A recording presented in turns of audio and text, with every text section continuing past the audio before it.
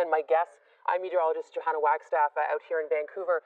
We have Chief Fire Information Officer Kevin Skrupnik of B.C.WildfireService, who has been with us over the past couple of months giving us updates, and Dr. Raj, who is out of Calgary, also here to help take your questions. So thank you two, for joining us, and thank you everyone for just joining in now.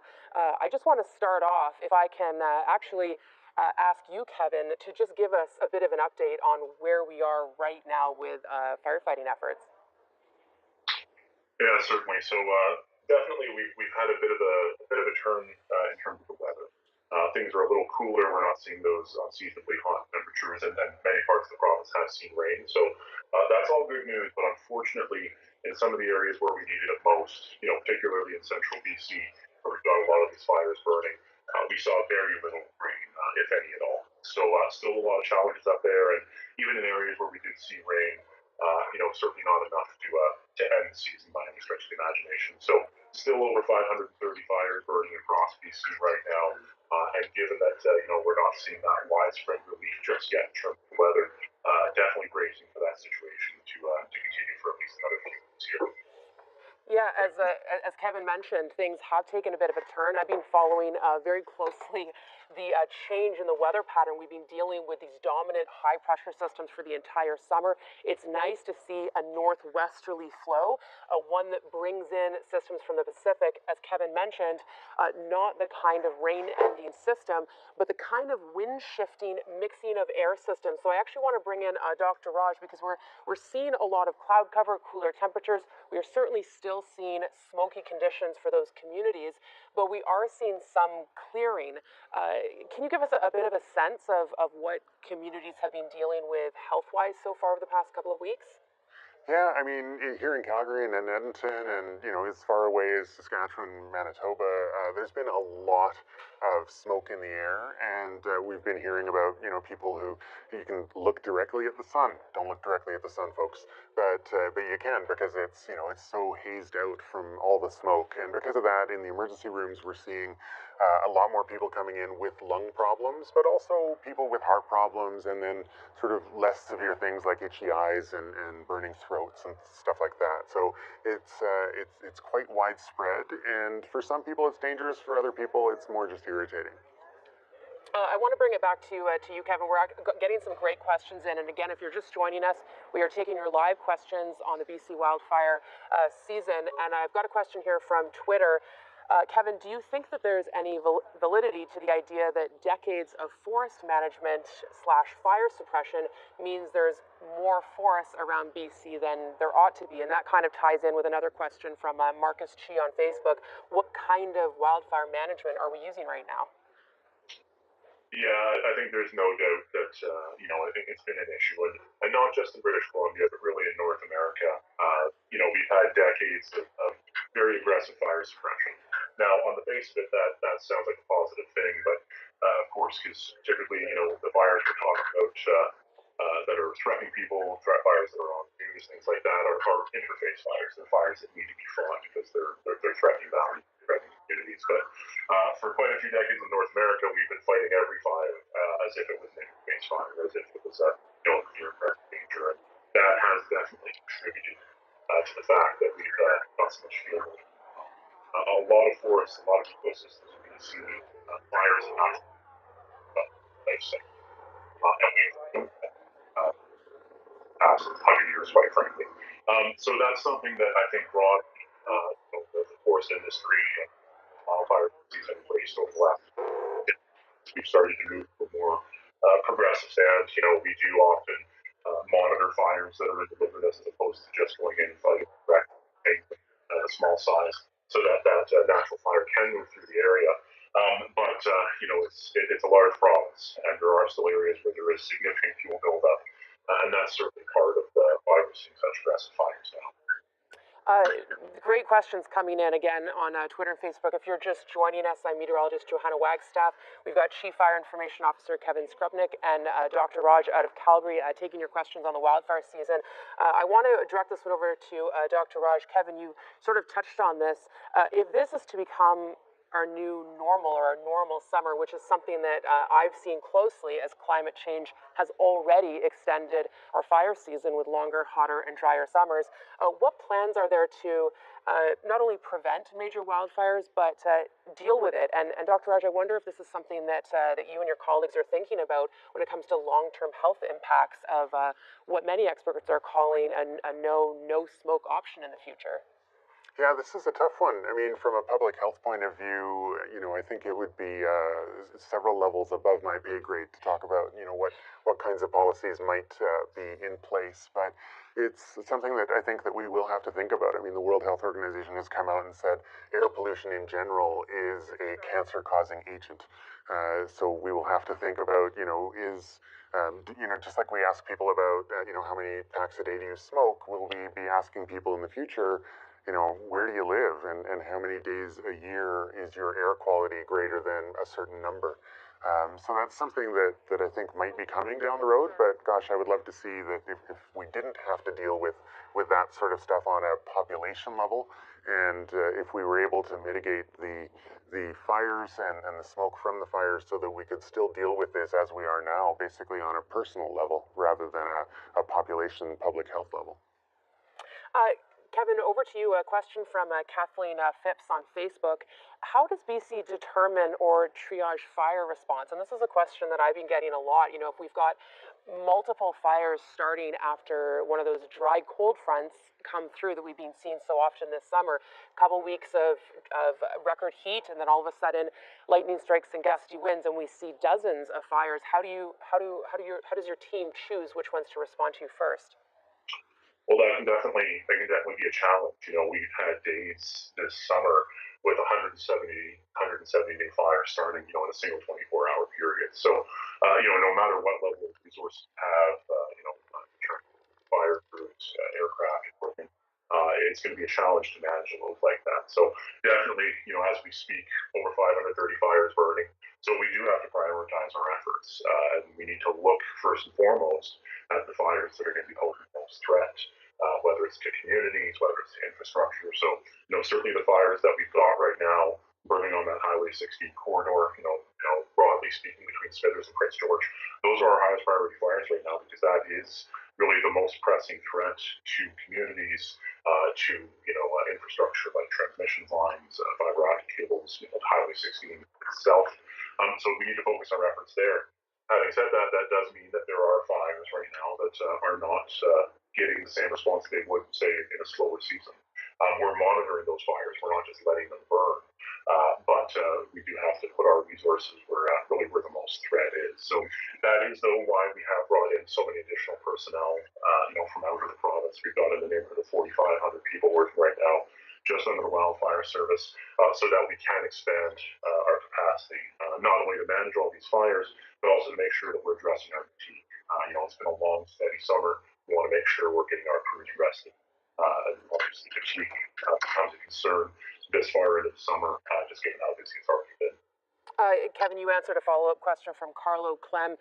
How many people are involved in the fight across BC? And you said 4,500 personnel right now? Yeah, it fluctuates on a day-by-day basis, but in that neighborhood, 4,500. That's inclusive, of course, all the staff here at the Wildfire Service, over 1,600 contractors from the forest industry here in BC. So that's fire crews, tree fallers, equipment operators, things like that. Assistants from the Canadian Armed Forces, other wildfire agencies in Canada have been hugely supportive. Just about every other agency right across the country has contributed. And then, of course, we do also have personnel from Mexico, New Zealand, and Australia right now. And I believe we're also in talks to start bringing in some resources from Washington State as well. So certainly a huge effort, just given the scale and magnitude of what we're dealing with. Lots of great feedback from you on Facebook and Twitter asking about the firefighters. Speaking on that topic, Carol Usher asks on Facebook, what about proper protection, breathing apparatus for the firefighters and for people, for that matter, in communities? Dr. Raj, is that something that you can speak to? What are the best methods that people can use to protect themselves from such poor air quality? Well, I can speak to sort of the general population, maybe not the firefighters, because they're in a completely different sort of situation where they also have the heat and the smoke is right there.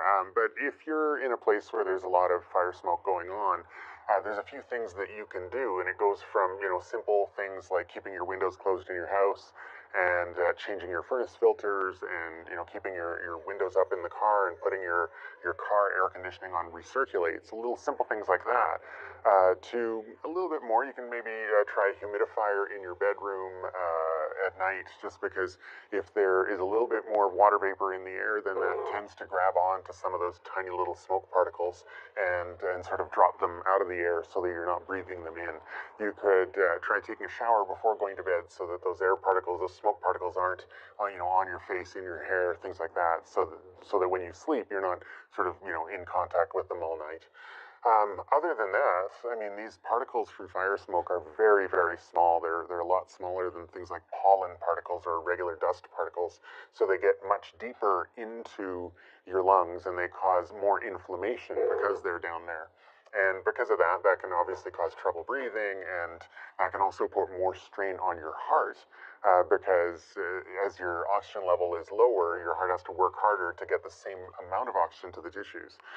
So, for people with lung problems or heart problems, they have to be especially careful of their breathing and mindful of their breathing and their work of breathing. And if that's starting to increase, then they should be talking to their doctor or going into the emergency room to talk about, maybe adjusting puffers and things like that. If you've never used puffers before and you're finding that your breathing is getting tight or it feels compromised in some way, I wouldn't just go use somebody else's puffer. I'd actually go and get that checked out properly, because there are other things that can cause sort of a tight chest. Great advice there. Again, we're getting some just great questions here on Facebook and Twitter. If you are just joining us, we've got myself, meteorologist Johanna Wagstaff, Kevin Skrupnik from B.C. Wildfire Information Officer, and Dr. Raj out of Calgary, taking your questions on what is the second worst wildfire season in BC's history. I've got a couple of questions here. That kind of tie into to all of us. Lisa Sinclair on Facebook: what percentage of the fires are from lightning strikes? And we had another question from John Hyde on Facebook: and how many of these fires are deliberately set? And I just want to start off, before I hand it over to you, Kevin, that we are seeing an increase in lightning strikes with climate change. This is a topic that scientists are looking at closely, but generally the trend has been up as we get more severe storms, more blocking patterns. This year alone, we've had 10 to 15% more lightning strikes than the last 10-year average. And that is, I know, contributing to new starts, but I'm actually not sure on the numbers this year. Kevin, can you speak to that split between lightning and human-started fires? No, you're spot on. So we've had over 2,000 fires so far this year, so since April 1st, which is above average and certainly above what we saw last year. The vast majority of those were the result of lightning, so well over 75% of the fires suspected to be lightning caused at this point. So, as you said, there seems to be some connections there in terms of climate change and increased frequency of lightning. For us, it's not just the fact that there's lightning occurring. Of course, it's dry lightning. That's a particular concern to us. And we've seen a bit of a mixed bag this year. There's been a lot of lightning over the course of the summer. Some of it's come with a lot of rain, some of it's come with a little bit, and it's still been problematic. It's been not enough rain that it was still able to start a fire. We still had to get out there and contain them. And then, of course, we've also seen lightning this year that was just bone dry. And given how hot and dry it was in the lead up to that, it was almost guaranteed that was going to result in lightning strikes. So definitely the lion's share of activity this year is the result of that lightning. But to the other question, certainly, over 400 of the fires have been human caused. So every one of those fires, in one way or another, was preventable. And when we're this busy from these naturally occurring fires, of course, the last thing we want to be seeing is human-caused incidents. It drains resources, diverts time, and certainly they can be just as destructive as the lightning-caused fires. Kevin, a quick follow-up from Anita Swordlick. How big of a difference do controlled fires make on managing the situation? Yeah, so there's kind of two facets to that. Operationally, we'll use fire to fight fire. There's different techniques there: burning out, back burning. basically consuming the fuel before the fire has a chance to do so. So doing it on our terms and trying to take that out so the fire has nowhere to grow. It's something that happens on a day-by-day basis on almost all the fires we fight to varying degrees. In some cases, it's a small area that we're going to burn out ahead of time. In other cases, it's quite a high magnitude. The other side of that coin is prescribed burn. So that's happens in the in the off seasons, in the spring and the fall. It's not connected to actually fighting a specific fire. It's more so about removing the fuel. And it's interesting. I mean, Johanna, your podcast series last year touched on this. There is sometimes apprehension about the use of prescribed burning because it does create smoke, and it can sometimes be a bit disruptive. But we've seen 2 summers in a row now where many parts of the province were completely socked in with smoke for weeks on end. Prescribed burning does create smoke, but it does so in a bit more of a managed fashion, and if it's done properly, quite often that smoke's going to vent out and not cause an issue. So I think definitely we are going to have to start looking at that paradigm going forward, that there is going to need to be more prescribed burning. That's what all the reviews and reports out of the past seasons have told us. And it's a big project and it's a big province, but that's definitely going to be an aspect of what we need to do going forward to try to mitigate this. I'm going to, we've still got a couple minutes for questions for everyone who's joining us, but Dr. Raj Bardwaj out of Calgary, I know you have to get going. Thank you so much for joining us. I know there have been so many health questions and we didn't get to them all, so we'll try and follow up on Facebook, but Dr. Raj, thank you for joining us. We'll still be here, but I appreciate you stopping in from Smoky Calgary. Thanks, Joanna. Kevin, I'm just going to pick up on another question we've got here about the forecast. I know this is something that people are watching very closely, both you and I and firefighters and everyone across British Columbia. We've seen this change in pattern, and I actually just want to take you to one of my maps where I'm watching what will be a rainfall forecast over the next 24 hours. This little low pressure system that's actually just crossing into the province right now is actually bringing some good rain to the northwest. Around the Telegraph Creek area, I'm seeing maybe 10 to 15 millimeters today. This system will then spread showers across the rest of the province. But as has been the case with every system so far this summer, it comes with gusty winds and the risk for lightning strikes. I also see, and I've been interested to ask you this, Kevin, a drop in the fire danger rating whenever we do get these cooler, wetter patterns.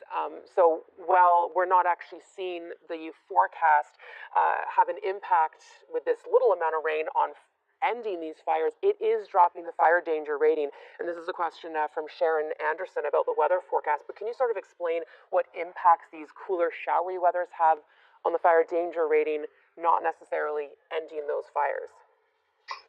No, certainly. So, we've definitely turned a bit of a corner in terms of weather.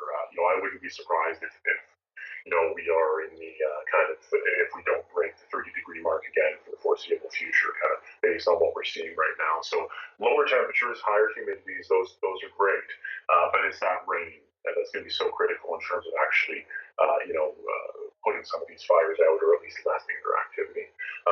In terms of the fire danger rating, it's a day-by-day measure, so it is somewhat. So you'll have cooler temps, you'll have rain come through, higher humidities. You'll see, a pretty immediate reaction in terms of the fire danger rating, typically, going down in a scenario like that. But it can rebound just as quickly. So we look at typically some more cumulative measures. Fire danger rating is looking at a number of factors and a number of kind of varying depths of the forest floor.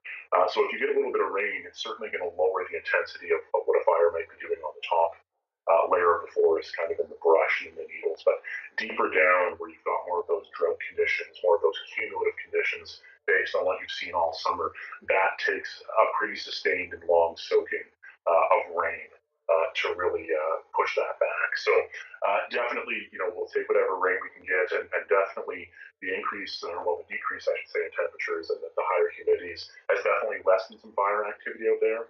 It's that long and sustained rain that's really going to hit the reset switch. So as you said, that is in the forecast right now for the Northwest. So for the Alkali Lake fire, which is currently the largest single fire in the province, it's threatening Telegraph Creek and the surrounding area. That's good news for us in that realm. But for that central part of the province, unfortunately, at least based on the forecast we're seeing right now, little to no rain expected in that area for the foreseeable future. Yeah, Kevin, unfortunately, I've been watching for those long range switches, and we're just not seeing those soaking systems yet. But I know both you and I are watching closely. We've got time for a one more question. Again, this has just been a great chat with you on Facebook, and those of you joining on YouTube as well. Larry Rowe on Facebook asks, any estimates on the amount of carbon released in these fires and how that carbon might have an effect on global warming and its feedback? This is an interesting question. I'm glad you brought it up. Last year, we did get some numbers on how much carbon the forests were actually releasing back into the atmosphere because, of course, the forests are such a great carbon capture, taking in more than they admit. So when we see those forests burn, they do release a amount of carbon back into the atmosphere. Last year, 3 times BC's annual average carbon footprint. So I imagine the numbers will be similar to this year. Those numbers aren't included in BC's annual footprint, but a lot of climate scientists are pushing to have those numbers included because our seasons are getting worse. And so that is something to think about, because the more carbon we're emitting into the atmosphere, the less forest that we have to capture it. That's certainly adding to the big picture. And I know that's something that we're all thinking about, is the fact that this is our second year in a row that we've seen such an unusual season. And I just want to end on the fact that we won't see these kinds of extreme wildfire seasons every year, but the trend will be towards longer, hotter, drier summers, and therefore more extreme fire seasons. So I just want to thank everyone for joining us. We had Dr. Raj earlier from Calgary, and Kevin Skrebnik. You're always great giving us the latest information. I know you've been very busy. We'll try and get to more of your questions online. But again, thank you very much for joining us, and we'll keep you posted on the situation and keep hoping for that rain.